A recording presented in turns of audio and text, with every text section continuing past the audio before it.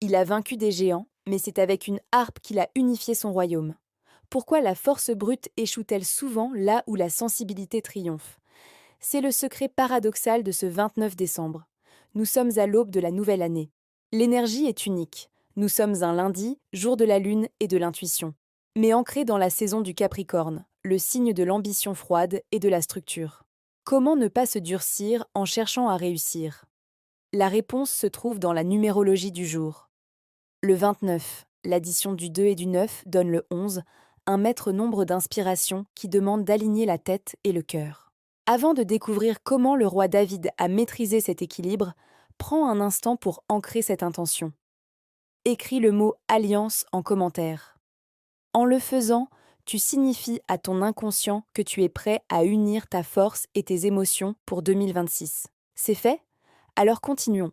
Ce lien nous mène directement au sein du jour, le roi David.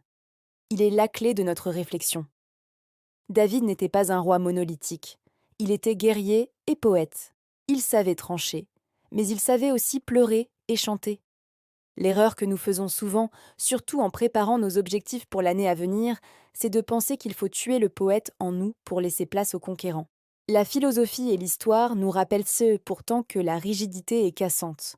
Le stoïcisme nous enseigne la forteresse intérieure, mais celle-ci est faite de calme, pas de murs de pierre.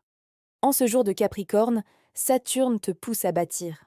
Mais la Lune te rappelle que sans intelligence émotionnelle, sans cette vulnérabilité, aucune construction ne tient dans la durée.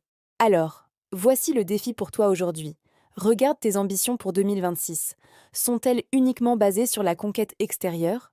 Utilise l'énergie du 29. Laisse ton intuition guider ton ambition. C'est cet équilibre qui a fait la grandeur de David, et c'est ce qui fera ta réussite. Ne sois pas un tyran pour toi-même. Sois un roi ou une reine éclairée. Allie la discipline à la douceur. C'est la voie de la véritable puissance. Médite ce thème aujourd'hui. Abonne-toi à Sagesse quotidienne. À demain pour le thème du jour.